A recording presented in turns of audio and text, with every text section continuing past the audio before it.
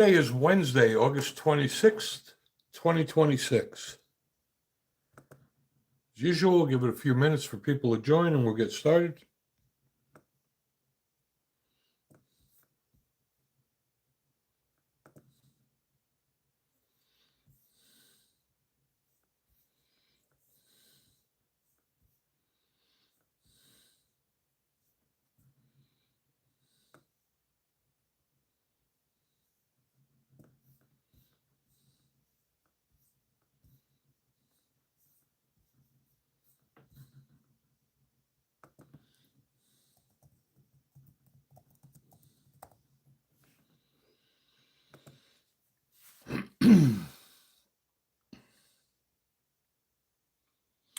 Hey, Mike. How you doing, brother?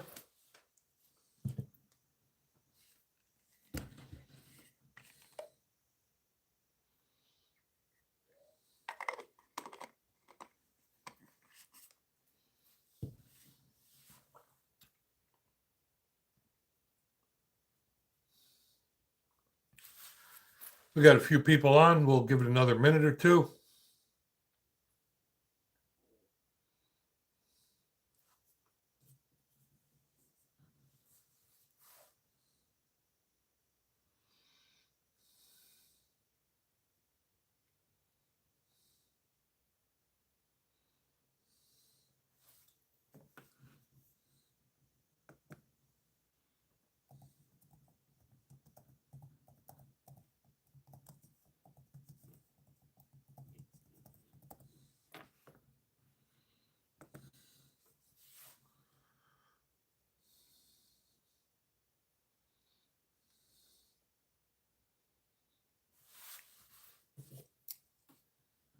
And as usual, this stream is for you guys. We discuss firearms, Second Amendment, accessories, etc. So don't be afraid to leave comments or enter a topic and we'll discuss it. If you're new to this stream, we do this every Wednesday evening, 8 o'clock Eastern, and every Saturday at 12 noon Eastern. Did not have the stream Saturday in case anybody didn't see the message I posted. I had an engagement to go to, so I was not able to get to the stream.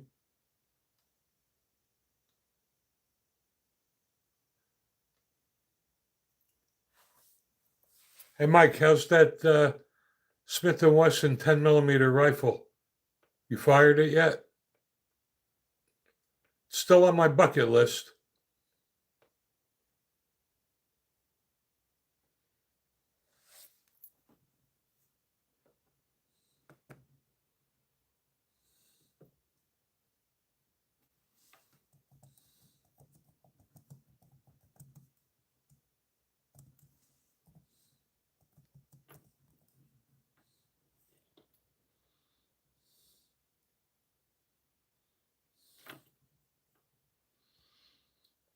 Oh, good for you, Mike. Alaska must have been really cool. And yeah, they love the G20. I mentioned a few times on the stream that's basically the go-to gun for the Alaskan tour guides. Yeah, I can't wait to hear how you like that 10 millimeter. It is still on my bucket list.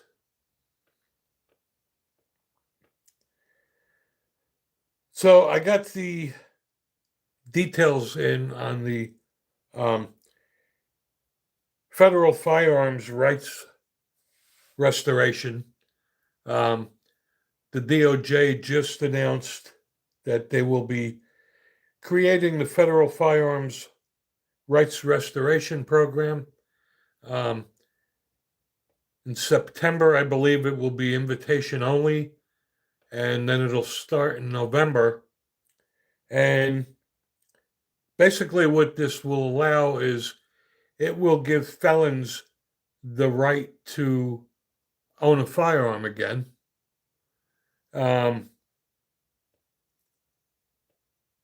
It's not across the board, doesn't apply to all felons.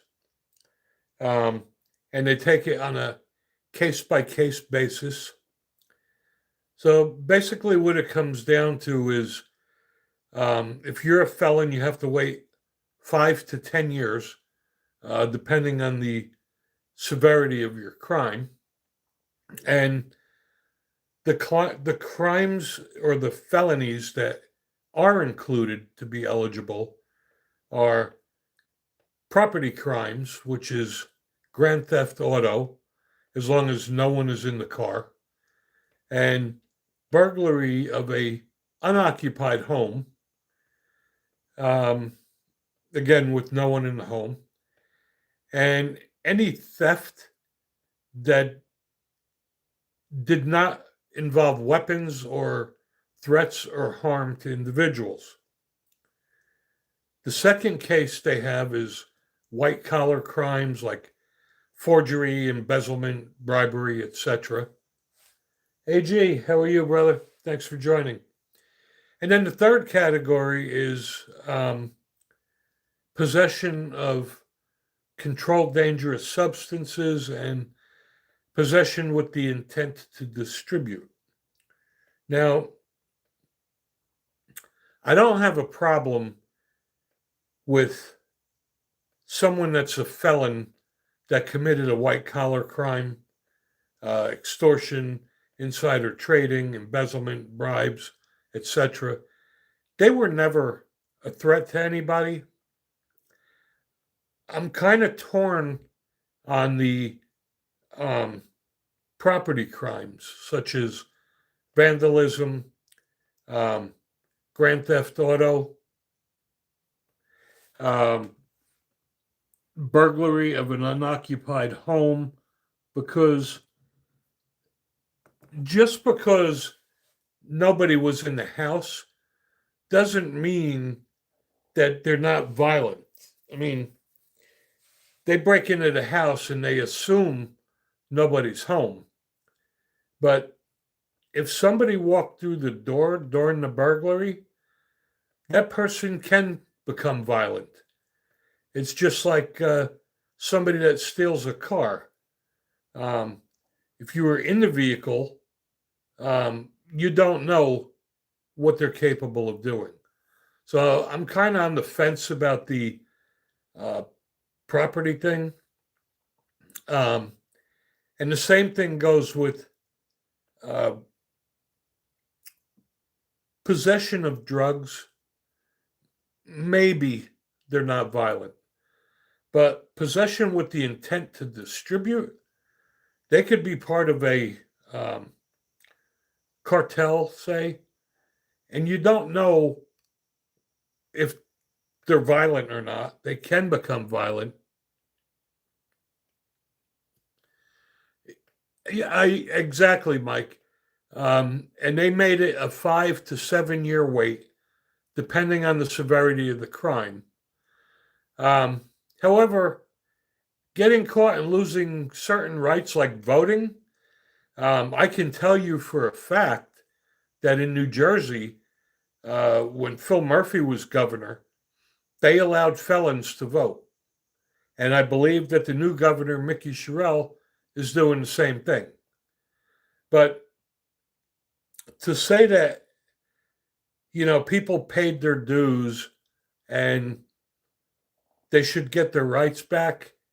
I mean, if you committed a violent crime, just because you paid your dues and served your time, doesn't mean you're not going to be violent again. I mean, look at all of these blue states that have revolving doors, and they let somebody that was already charged with murder out on the street, and some of them the same day commit murder again. So I'm kind of torn. I guess the problem with property damage is that they classify grand theft auto and burglary the same as vandalism. Well, if you throw a rock through somebody's window, odds are you're probably not going to hurt them. But I'm not so sure that if you walked into your home in the middle of a burglary, that they're not going to shoot you. So I'm curious what you guys think. And there's Jib Jab. Welcome, brother. Awesome, brother. I'm glad you got the shot timer. I hope you enjoy it and train with it. Um, for those who missed the prior stream, like I said, we did not do the stream Saturday. However, uh, congrats to Jib Jab. He won the shot timer. And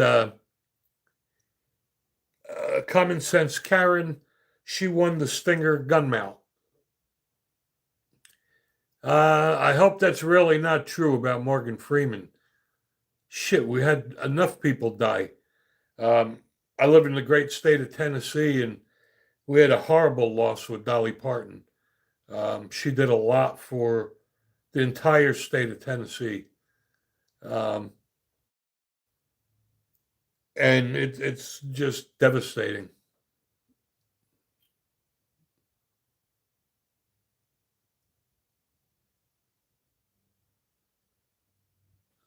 Okay, Spider-Man, your mommy's calling you. I think it's time for you to go back in your basement. Bye-bye.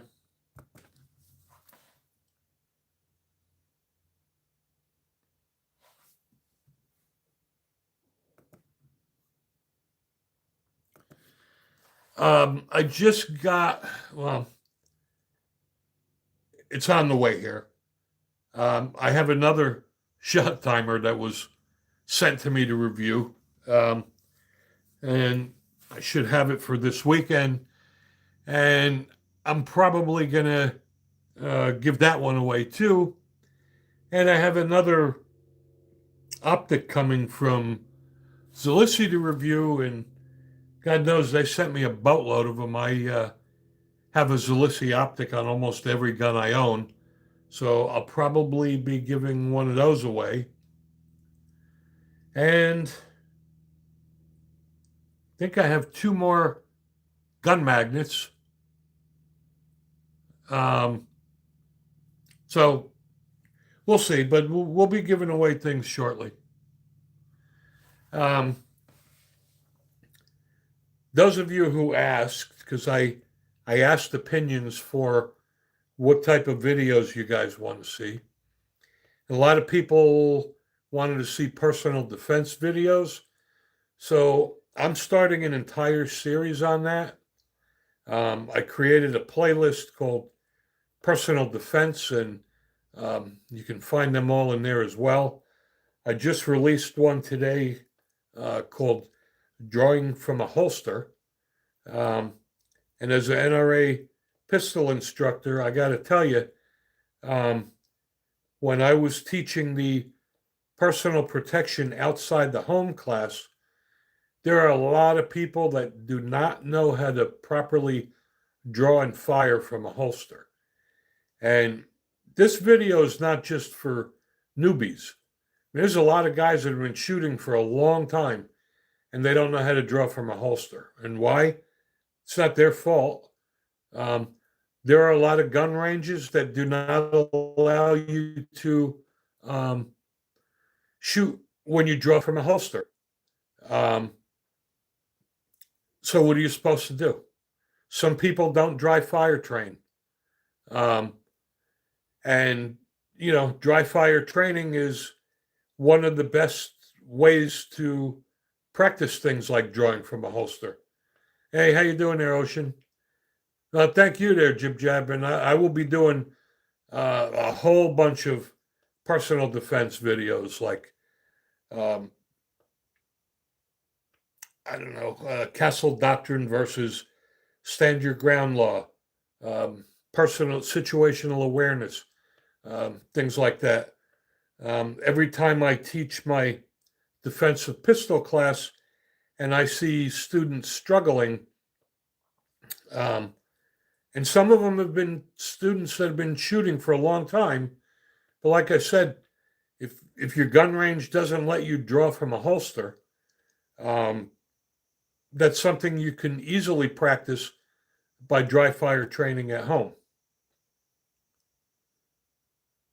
Well, thanks for that, Step. I'm really glad to hear that. Um, So just keep an eye out on my personal defense videos. I will be producing a whole bunch of them. Yep, I agree, Jib Jab. Um, Situational awareness is key. I do a lot of observation when I walk around. As an instructor, there's a lot of things uh, that I just look at when I'm out in public. And I could tell you that 99% of the average people walk around in the unaware condition. They have no clue what's going on. This is whether they're at home watching TV, um, whether they're walking down the street and sightseeing, or walking down the street talking to their friends. Um, so keep an eye out for that video.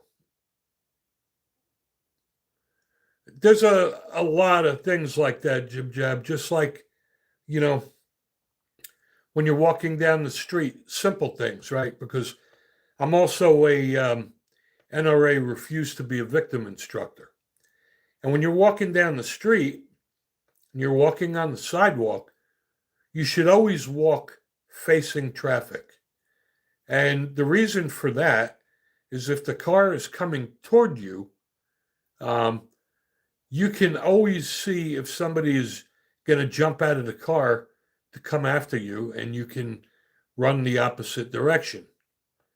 Um, if you walk down the street with traffic, you have no idea if a car slows down, somebody jumps out of the back and comes at you from behind. Yep, YouTube sucks. I'm retired now, but I was the president of a motorcycle club, and a long, long time ago, I started that practice, and I never go anywhere in a restaurant, wherever, without having my back to a wall. And I need to make sure I could see the door.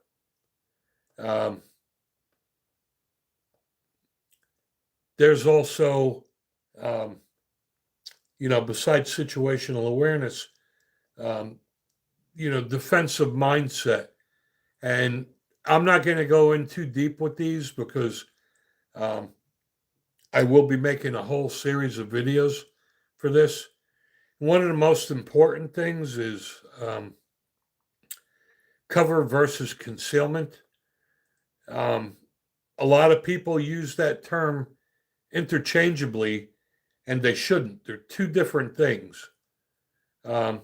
Just like people use the Castle Doctrine law with the stand your ground law. So I will be doing a whole bunch of videos like that. I also had suggestions about some of my favorite things, so I'll probably do one with, if I could only pick one 9mm pistol, one 10mm, etc. I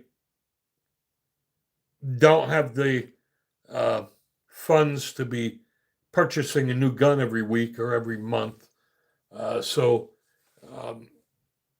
in order to keep the channel moving, I will be doing some defensive training and comparison videos. Exactly, Jib Jab.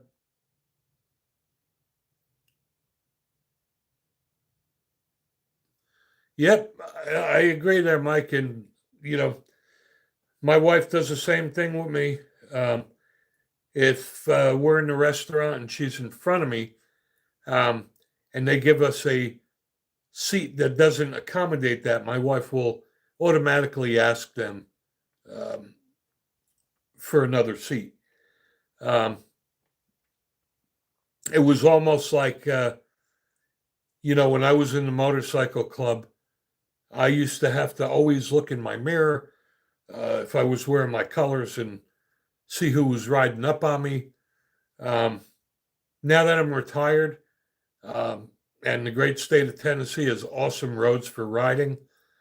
It's finally a pleasure to ride now and enjoy the scenery instead of having to stress and worry about who's riding up behind me.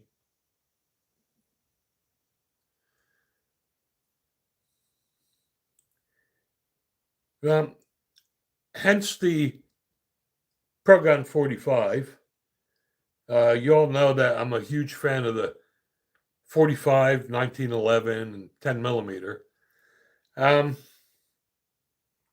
I was looking at all of my 1911s have 5-inch barrels. And I was looking at the uh, Colt Knight Commander, which is a combat commander with a 4.25-inch barrel. All of mine are 5 inches, and I think the 4.25 is even easier to conceal and quicker to draw. Hey, Ted, welcome, brother. Tennessee is awesome for riding. Matter of fact, the reason we moved here is because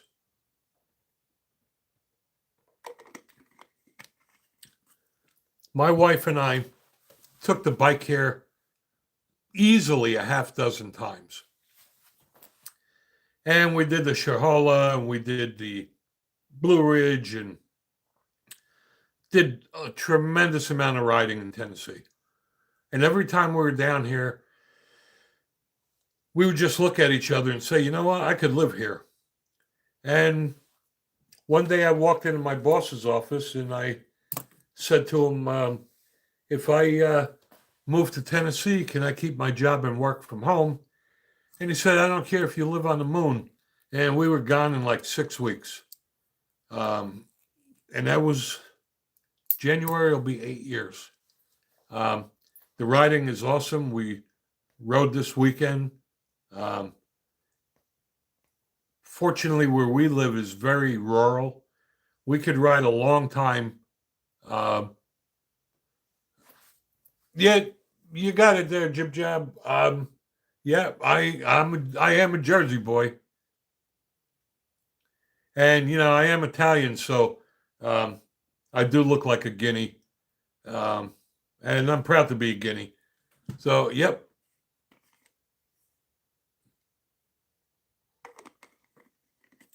Thanks, brother. I appreciate that, Chris. The arrogant swine. Well, I'm old, and there's going to be a time that I may not be able to pick the bike up and hold the bike up with my wife and my fat ass on it. So, I had a Electric Glide Limited. I think it was a 2015. And then when we moved to Tennessee, I decided to go with the trike. And I got the Harley Davidson Tri-Glide Ultra. And, I've been riding for 50 years now. I don't have anything to prove to anybody. And it comes down to, with the trike, I ride almost every weekend. And it would come down to the difference between, sitting on the couch or riding. I'm taking riding.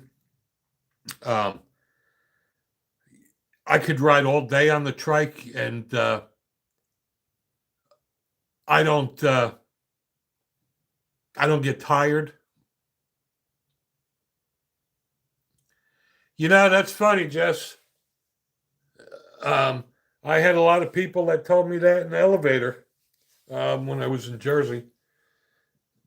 Yes, Jib Jab, I do draw from the trike. That is one of my dry fire practice drills. I wear a concealed carry vest. And by the way, I have another one coming this weekend that I'm going to review that I think is going to be my favorite one. And I'm fortunate that I'm left-handed. So I could keep my hand on the throttle and draw my firearm. Matter of fact, I'll have to post the picture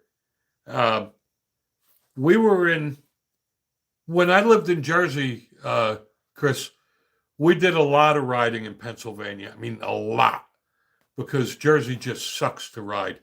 So every weekend we'd ride into Pennsylvania because we were about an hour from the Delaware Water Gap, and would go to like Geno's for cheesesteaks and go through New Hope, etc. Um, uh, yeah, I do wear a helmet. Tennessee does have a helmet law, but I wear one anyway. When we got to PA, a lot of guys took the helmets off. Um, I left mine on, but I put my gun on. Um, so yeah, I do wear a helmet. I value my brains. Um, but anyway, Jib Jab, I don't know if you're familiar with it, but when I was with the motorcycle club, we did a couple of road trips to Grand Canyon, Pennsylvania, and we rented a cabin there, and there was an Indian guy that owned the cabin, and he was complaining about the groundhogs, and he asked us if we could shoot them. And I have a picture of me riding my Super Glide, shooting groundhogs with my tourist judge, and that was just a lot of fun. And I agree, Ted. Helmet and seatbelts do save lives. And I got to tell you, when I smashed up my bike on the Blue Ridge Parkway, and I was in North Carolina, and they don't have a helmet law there. And I was wearing my helmet, and I smashed up my bike. I was probably doing almost 50 miles an hour. And I know for a fact, and I only wound up with a concussion, but I know for a fact that it may have been a different story if I didn't have my helmet on. I remember when I crashed, first thing I did is I moved my neck, and I was like, okay, my neck's not broken. Then I looked and I was like, oh crap, my ink was good. The man upstairs was just watching me that day. I didn't have a scratch on me. I did, however, when I crashed, had a split second to make a decision, and there was a ditch, and I intentionally hit the ditch. So that's why I didn't get all chewed up. Yeah, I got to tell you, Jib Jab, that Grand Canyon, PA is awesome. We did, like I said, we rode in Pennsylvania every weekend. And because I live in New Germany at that time, in order to carry in Pennsylvania, you need a carry permit from your state to get a non-resident permit. And New Jersey did not issue them, so I couldn't get one. However, Pennsylvania did honor a New Hampshire permit. So when we went to PA and guys took off their helmets, I put my gun on because I had my New Hampshire non-resident permit, even though you couldn't carry in Pittsburgh or Philly. But where else do we go? I think it's called Pottsville.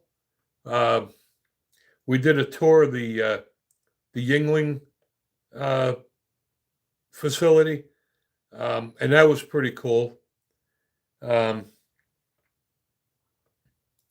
We also went to the Harley Davidson plant in York, Pennsylvania. That was an awesome ride. Yeah, I'll tell you, dude, I can't tell you, Jib Jab, how many times I crashed my dirt bike. Good Lord, I always had a helmet on, man. I must have smashed my dirt bike up 100 times, whether it was hitting trees or sliding in the mud and having collisions with my friends. It was good times, though. But yeah, PA's got a lot of nice riding. It was a nice ride to the Harley Davidson factory. However, it was very disappointing, I got to tell you. Hey, Roland. Welcome to the live stream. Uh,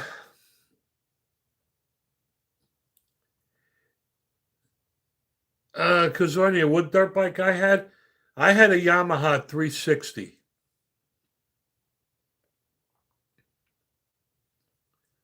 And no, Ted, I have not seen a gold optic. Um, yeah, I had a Yamaha 360 Enduro for the dirt. But then when I got my first Harley Davidson, um, I had a 100th anniversary Super Glide. And, when it came down to do I ride the Super Glide with my motorcycle club or ride in the dirt, I kind of stopped riding in the dirt. Um, Most of my dirt bike riding was when I was a minor and we used to illegally uh, ride through the woods and have the cops chase us. Um, I don't think Harley Davidson will rebound um, Jib Jab. Um, they're kind of going woke. Um, and the demographics, like the people that are buying Harleys now, are you know old fat guys like me that are in their 50s and higher. And think about it. What 20-something-year-old kid can afford to go buy a bike for 35, 40 grand, right?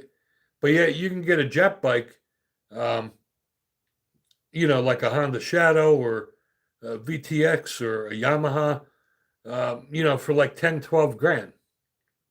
Um, so Harley made their own bed. But I got to tell you, if you're thinking of doing a ride out to the Harley factory, um, I was very disappointed. Um, it was a long ride out there, and you would think that going to a Harley Davidson plant, you'd have a bunch of guys wearing flannel shirts, blue jeans, work boots, and baseball hats, right? And you get in there, and there's hardly any employees. It's all robots, and they got this tape on the ground that the robots follow, and they just change the pattern of the tape to build a different bike. And the robots do almost everything. The only thing the robots don't do is put the wire harness through the handlebars because they don't have the dexterity, and they don't paint. Other than that, there's like nobody in the factory. Um, the guy that's got the best job, though, is the guy that gets to take him out for a test drive. But um, anyway, uh, so yeah, there was a lot of good riding in PA. A lot of good riding in Tennessee too, though. Uh, Jersey, not so good.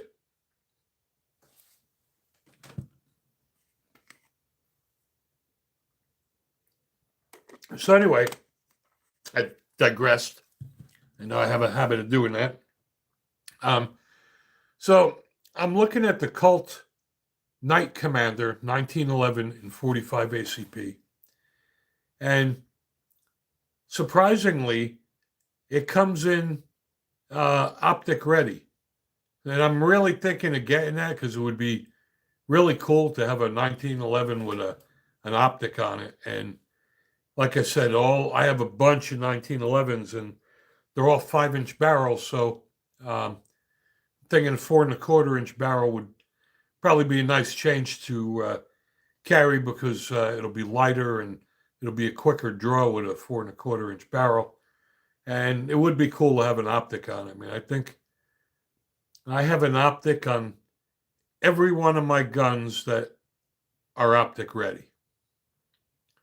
And like I told you guys, I can't speak enough about the Zalissi optics. Um, I run them on every gun I own, and they've been foolproof, extremely accurate, durable. Um, the only optic I have that's not a Zalissi is my Hollow Sun 407, and that is on my Hellcat Pro. But I'll put that Zulisi optic up against that Hollow Sun any day at almost $100 cheaper. So, but I'm gonna dig up that picture, Jib Jab, and try to post it on the channel in the messages, and put a picture of me shooting it towards Judge at the groundhogs. So, all right. For those who are new to the stream, I see some new people here today, and I thank you for joining us. We do this every Wednesday evening at 8 o'clock Eastern until 9 o'clock Eastern, and every Saturday at 12 noon Eastern until 1 o'clock Eastern. If you haven't done so, hit that subscribe button. You want to support us, you may want to consider being a member. Watch as many of our videos as you can. Share our videos, share our channel with all your friends that are gun enthusiasts. And we're really trying to grow here. We've come a long way in the past year. And we're hoping that next year will be even better. Last year at this time, I think we only had 1,000 subscribers, and we're up to close to 8,500 now, and hoping to hit 10,000 by the end of the year. So you guys could help us do that by sharing our channel with your friends that are gun enthusiasts, and liking and sharing and commenting on our videos. Really appreciate that. Hey, Big Red, welcome, brother. Thanks for joining. Another thing I wanted to mention, because it is getting close to September 1st. If if you guys dry fire, I'm sure a lot of you have heard of Mantis. They make Mantis X and Mantis Laser Academy. Mantis is sponsoring an event for the entire month of September, and it's called Train the World. And you can go to traintheworld.org. And traintheworld.org is giving grants to approved gun ranges and training schools that teach and promote firearm safety. Doesn't cost anything to join. If you have Mantis Laser Academy, or Mantis X, or I have them all, Blackbeard, Titan, it will automatically record your shots. But you do not need to own a Mantis product. You can be on your honor system and manually enter how many shots you took. And what Mantis is doing, and they reached out to me to help promote it, they are donating a penny per shot fired, whether it's live or dry fire. And their goal is 10 million shots. And being this is around the world, it should be very easy. So I committed to 1,000 shots for the month of September. I will do that. Big Red, what is my number one favorite gun? That's that gets harder and harder to answer every week, because because I just have so many. But as of right now, I would say my favorite number one gun is my Colt Delta Elite 10 millimeter. Yep, R.I.P. Dolly. Thank you for that, Glenn. Losing Dolly was devastating for the entire state of Tennessee. Chris, don't get me going. Dolly's done a lot for the entire state. Fortunately, I'm in Eastern Tennessee, and I'm only a half an hour from Sevier, where Dolly is from, and that is where Dollywood is.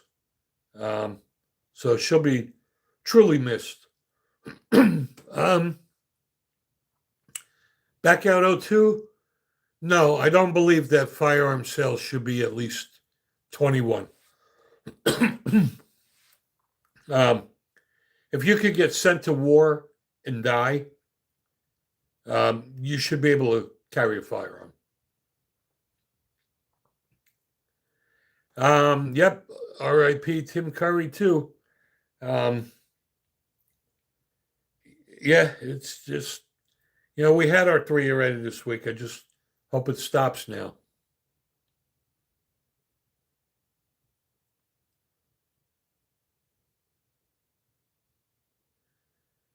Well, yeah, that you know what? Back out. I don't know if there are any states that allow drinking at 18.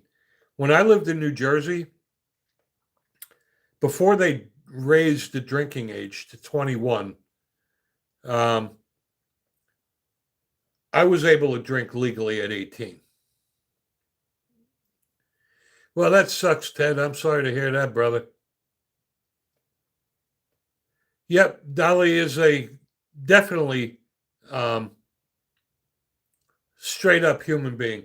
Um, she did so much for her people.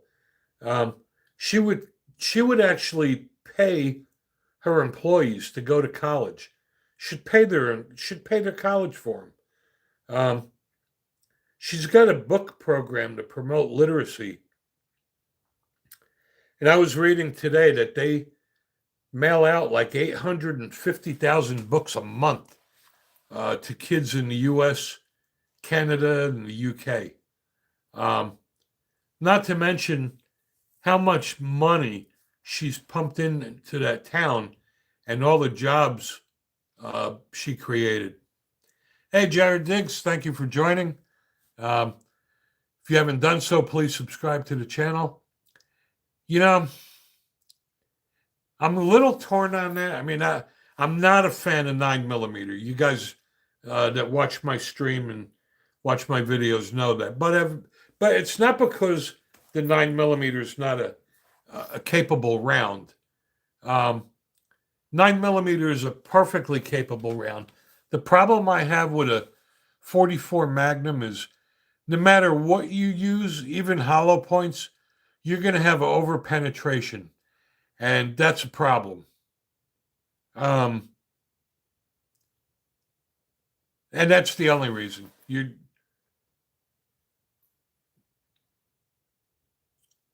Well, the the problem with 9mm, Ted, is they have to sell to the lowest common denominator, right? So 9mm ammo is cheap. The guns are cheaper than the bigger calibers. Um, and they sell to the masses. And the people's mentality is that, well, if 9mm is good enough for the cops, it's good enough for me. And I get it. You sell them to the masses. That's why every new gun that comes out that's cool looking and has sexy features, they're all 9mm hammer fired guns. And they're not coming out with anything cool in 10mm and 45 ACP. Um, and I get that. I mean, you want to sell, you sell to the masses. However, I've been saying for months, and you guys will confirm this, about ammo going up. Well, it went up even more. I used to be able to go to Smoky Mountain Guns and Ammo any day of the week and buy like Lawman or Blazer 9mm for $9.99 a box. And now I went today to Rural King, and that same Blazer ammo for 9mm is now $19.99 a box. So it almost doubled. And I told you guys it was going to start going up by September. It started going up in August.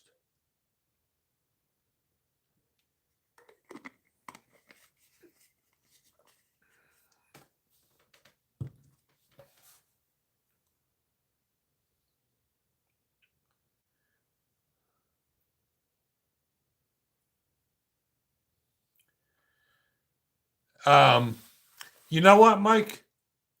If you're looking for a barrel for a 1911 in 45 or 10 millimeter, I highly recommend Lone Wolf. Um, I actually bought a 45 ACP barrel from Lone Wolf, and it's very good quality.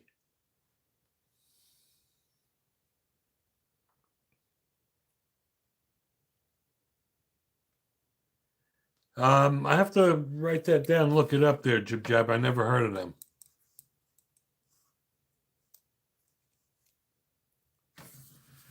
Yeah, you know what, cuz I have no problem with a 357. I really don't. I mean, I love my wheel guns, and I do carry every gun I own from time to time. And I have, and by the way, every revolver I have is a 3-inch barrel, just because of that, because I carry it.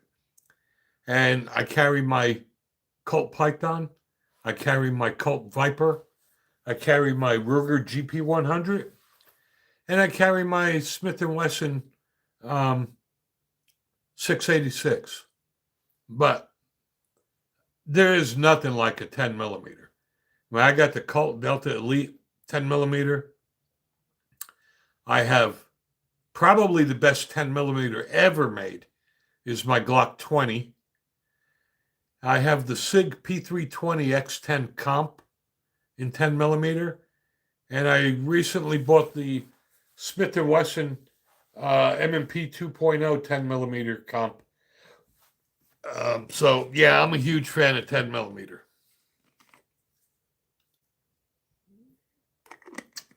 That's a great question, Paul. I love the Ruger SP 101. It's a great gun. Um, it's built like a tank. It'll last forever. Um, I just, I'm kind of not liking the 5 rounds. Um, that's why I like my um, Smith & Wesson 686, because um, it holds 7 rounds. Um, that's almost as much as, some of the subcompacts. Um, well, you know what, Paul? If it hurts 2 of your fingers, it's probably the grips.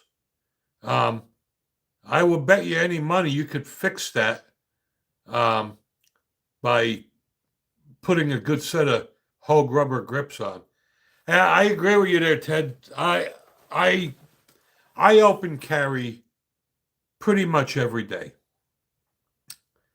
Now, like I said, it's all about situational awareness, okay? Where I live is very rural.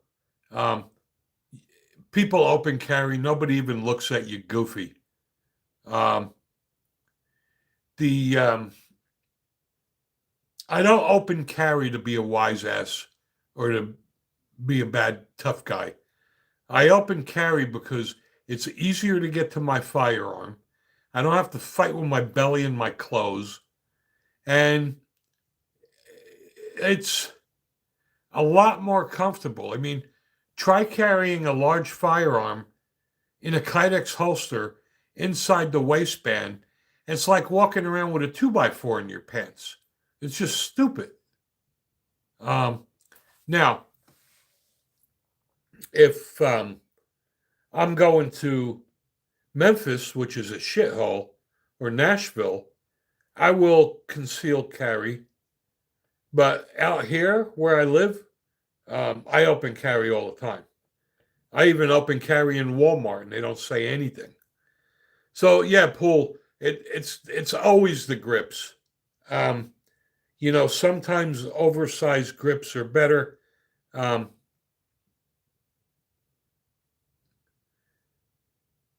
no, that sucks, Jib Jab. I just like open carrying. But again, and even when I'm here in a rural area, I mean, if you're going to open carry, especially, you have to be aware of what's going on, right? and you don't walk down the street texting on your phone or being distracted. And when I'm standing on line, I always put my arm down over my firearm, um, and I'll stand sideways so that the person behind me can't get it, and the person in front of me, it's behind him. I mean, you have to be able to do things like that.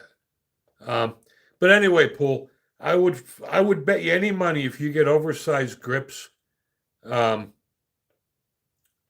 you know, it'll definitely stop your fingers from hurting. Wood grips are the worst for that. Um, I like G10 grips. I like the wood grips for the range, but if you're carrying it, um, the problem with rubber grips is down here in Tennessee, where it's hot as shit almost all year, um, the rubber kind of sticks to your skin and your clothing. Um,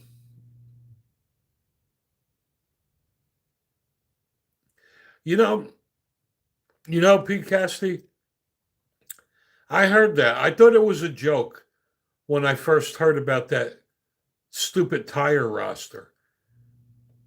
Um, because who would think that would actually be a real thing, right? Now they're going to go after tires. Um, that state is doomed. I just don't know why anybody would live there.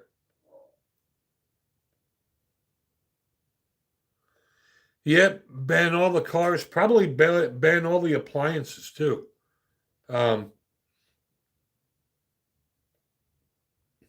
I don't know. I mean, maybe when Newsom is gone, um, they'll get somebody else that's got some common sense. I mean, you know, remember Ronald Reagan was governor of California, right? So um, there is a possibility that.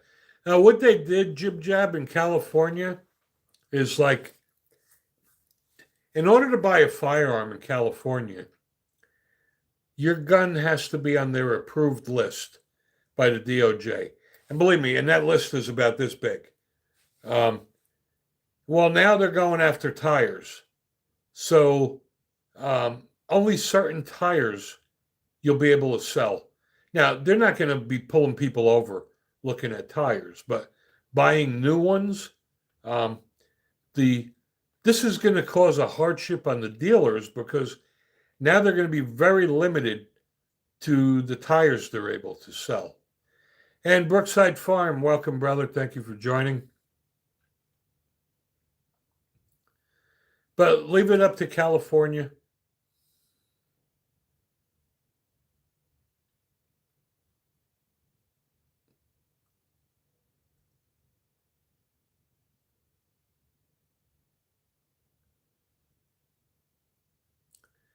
Well, it must be you, or because everybody else could hear.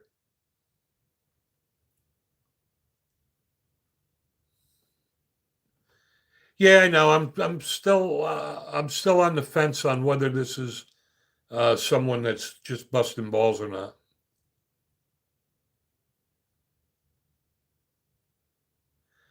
You know what, or two, I I I think you're going to go away.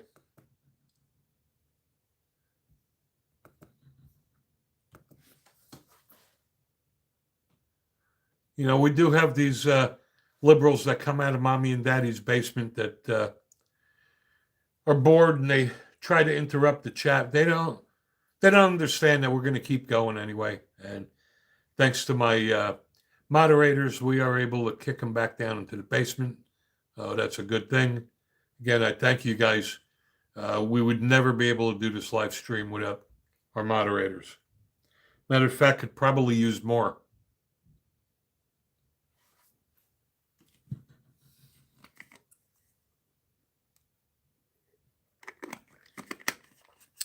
Yeah, the problem, Jim Jam, their moms have to run the vacuum because um, they're sitting in the basement in their tidy whities eating Cheetos, and they get crumbs all over the floor.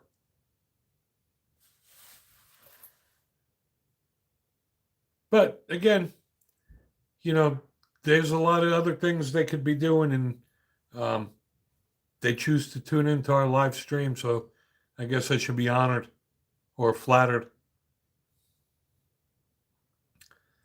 Um, I was also looking at the Colt King Cobra. And I have the Python and I have the Viper. And I was thinking of getting the King Cobra because I like another snake gun. I'm just thinking though that the King Cobra is really just a beefed up version of the Viper.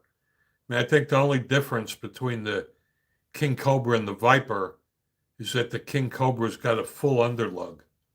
Um, and I have the Python already.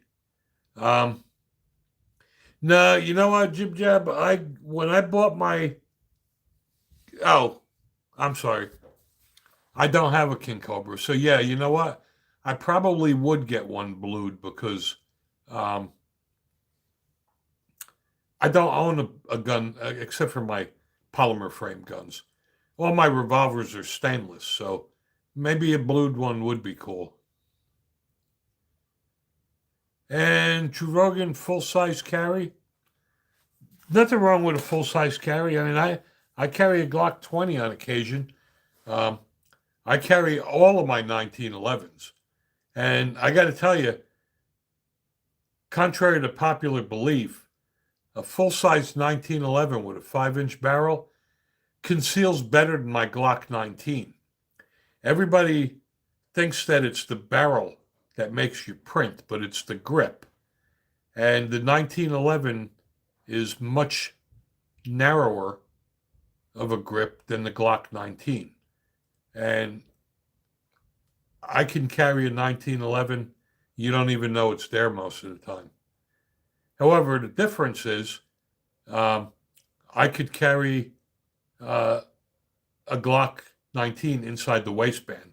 Not going to do that with a 1911. However, there are other full-size carry guns. I have the Springfield Echelon. I carry that. I have a Ruger RXM full-size. I carry that. And I have a full-size Glock 20. And if you have the right clothing, the right gun belt, and the right holster, you can conceal anything. Yeah, you know what? I agree with you there, Jib Jab. There's nothing more classy than a blued revolver. Um, I just got the stainless because they're easier to maintain. And you're welcome there, True Govern. You appear to be new to the stream. We welcome to have you. We do this stream every Wednesday evening at 8 o'clock Eastern until 9. And we do this stream every Saturday at 12 noon Eastern until 1 o'clock Eastern. This is an open forum. We discuss firearms, Second Amendment, accessories, and experiences. So if you have comments, feel free to enter them and we'll answer them. All right, Ted, thank you for joining, brother. You be safe and you take care. We'll catch you next time. We don't judge people here. We don't flame them. Matter of fact, if somebody does start flaming, one of our moderators will kick you off the forum. We're here to teach each other. I'm old. I've been involved in firearms for over 50 years. I'm a certified NRA pistol instructor, and I love sharing information, helping people. Even if you're an experienced gun owner, you still learn. I mean, I'm an NRA instructor, and I still learn. Matter of fact, I took the NRA personal protection outside the home course a month ago, and next month I have the instruction the instructor course of personal protection outside the home, and it also gives me defensive pistol. I'll get right to you there, Jib Jab. And that is the last certification. I will have every NRA pistol certification there is. So, yes, my Colt Delta Elite was pretty damn accurate out of the box. I don't know if you saw my video on it.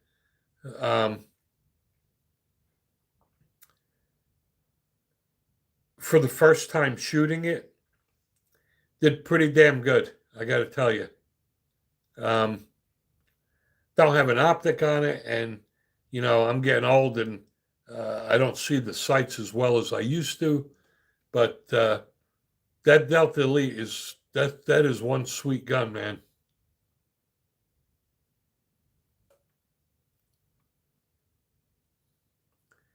I know I was shooting low right, but I was still inside the acceptable range. But the grouping was very tight, so that's my problem.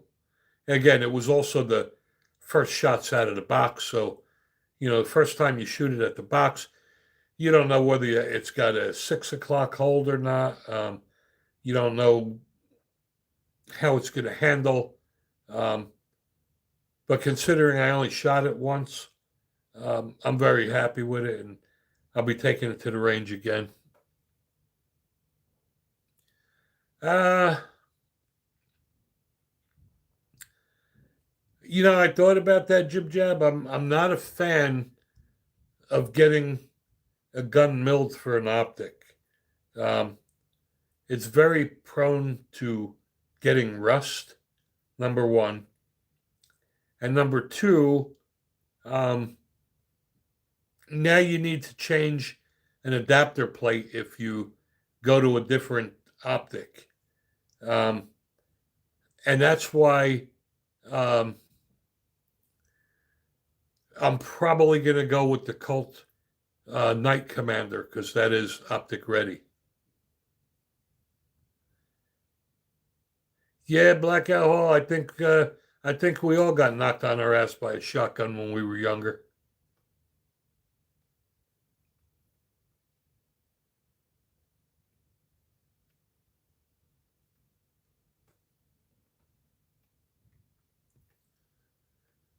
Again, for those people that are new to the stream today, I want to thank you all for joining.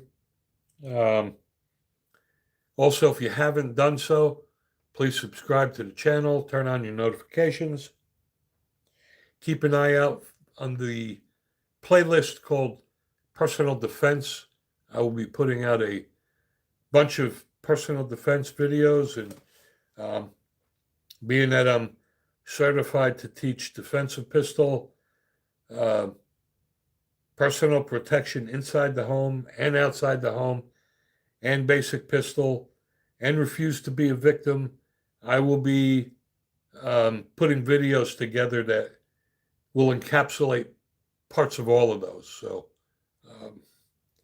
and that's what y'all asked for. So that's what I'll be doing.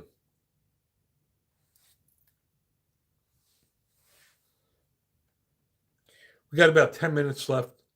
So if you guys have any topics you want to go over or discuss, or any complaints about a product that you bought that you thought was going to be good that sucked, I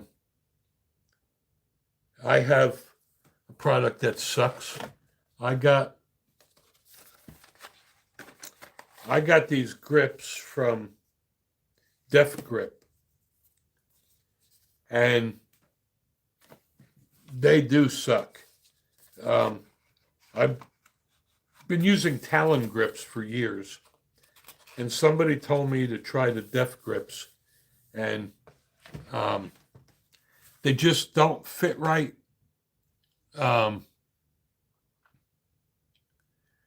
That's just me. Anytime there, Jib Jab. Again, I hope you enjoy that timer, and maybe that'll give you an incentive to dry fire practice. What I like doing with the timer is I like using the part timer because you could set it at however many seconds you want to perform a task. It'll beep, you start, and it'll beep when your time is up. I usually set it about 3 seconds. Shot timer is awesome for doing things like mag changes, um, and a lot of things that you can't do at the range because what I find with some of the shot timers is um, at the range, if you're at an indoor range and the guy next to you is shooting a gun louder than yours, sometimes the shot timer will pick up his gun. The other thing about the shot timer is when you're dry fire training, um, it the microphone can't pick up the slight click of a gun being dry fired. But when you put the part timer on, um, you'll hear it because it's nice and loud. And I mean, I do mag changes. I see how many shots I can get off in X amount of seconds, draw from my holster, see how long it takes to draw, present, and get sights on target. Um, it'll definitely make you a faster shooter. The good thing is you could start out, the mistake a lot of people make with the shot timers is they set it too low and they have a unreasonable expectation. When I first started out, I started out at 5 seconds. And you can always go faster, right? But if you start off too fast, you'll start getting sloppy. So that's why I like the part timer.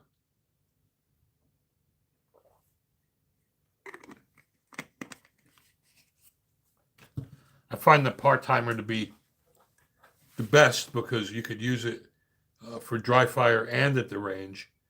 And like I said, most times you really want to measure how long it takes you to perform a task, right? Like in a gunfight, statistically, it's not the person that draws faster. It's the person that gets the first shot on target that wins. And that's what you train with. And you train fast enough where you can have good technique and do it very well. And you increase your speed and increase it slowly. It's like, as a biker, we have the saying, don't ride any faster than your guardian angel could fly. Well, it's the same thing with trying to rush the speed on your gun. I see a lot of people at the range when they try shooting faster, they wind up, slapping the trigger and then they pick up poor techniques. And that's not what you want to do.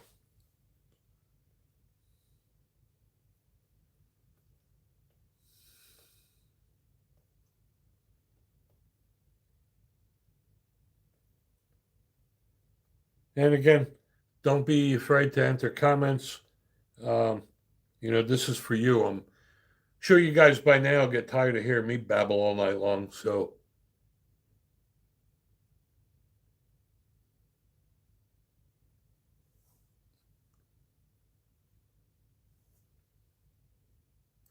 we are having in September at the Royal King here.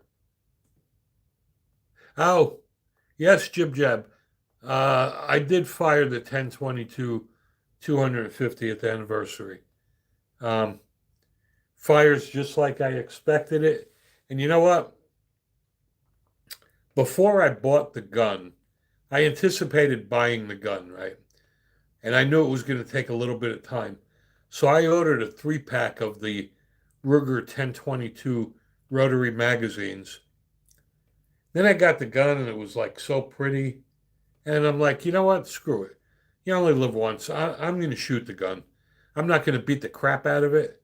And I'm not going to shoot it a lot. But I'm going to enjoy it and shoot it. Um, I guess the disadvantage I have is I'm left-handed, and the engraving is on the right side of the gun. So when I'm shooting the gun, um, the engraving is on my left rib cage, so I have to be careful not to scratch it on my holster um, and things like that. But I mean, honestly, even if it gets a little worn, um, it's only a Ruger. It's not like it's going to be worth $10,000. Um, and if somebody's looking for it, um, they're going to buy it anyway, even if it was shot. And I do still have, and I will keep the box with the 200th anniversary sticker on it. But yeah, I'm definitely going to enjoy the gun. I'm going to shoot it. I thought about just keeping it. You know, when I picked it up, the lady at Smoky Mountain Guns and Ammo said, "Well, that engraving is so beautiful. I would just keep it in the box." But um, I don't have any safe queens. Hey, Gundoggin, you're a little late there, brother, but thanks for joining. Um, yeah, I don't have any safe queens. I mean, even my $1,500 Python I shoot and I carry. Uh, my $1,300 Colt Government model and my uh, overpriced Delta Elite. Um, I don't believe in having a gun safe that you just keep in there. So what? So when you die, uh, your kids will get it and they'll sell it for $50. And God bless you too, Gundoggin.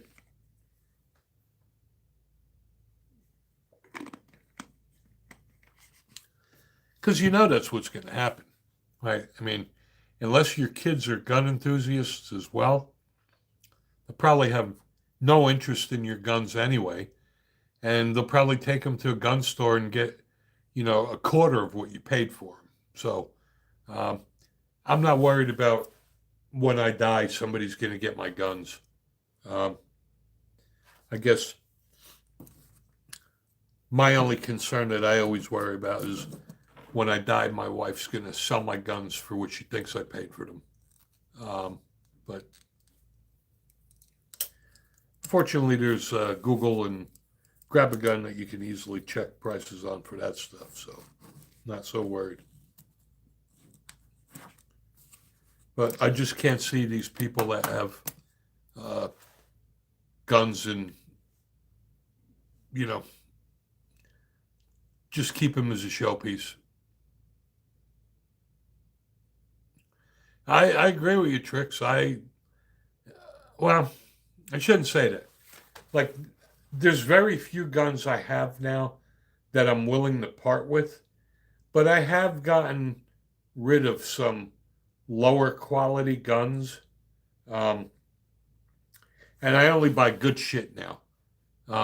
Like I got rid of my Tauruses and Tisas and Rock Islands.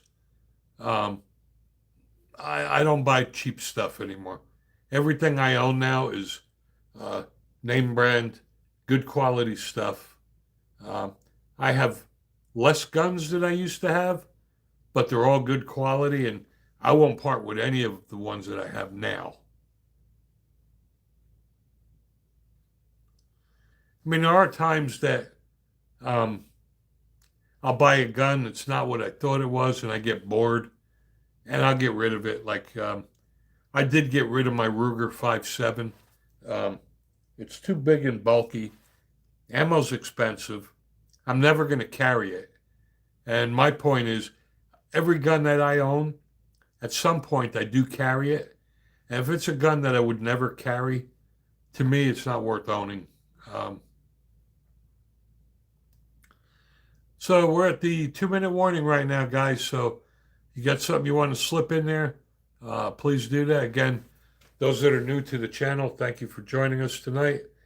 Here every Wednesday evening at 8 o'clock Eastern until 9. Every Saturday at 12 noon Eastern until 1. If you haven't done so, please subscribe. Turn on those notifications so you get notified. And watch as many of our videos as you can. If you like what we do here and you really want to help us grow, watch and share our videos. That helps us generate more revenue so we can buy more guns to review for you guys.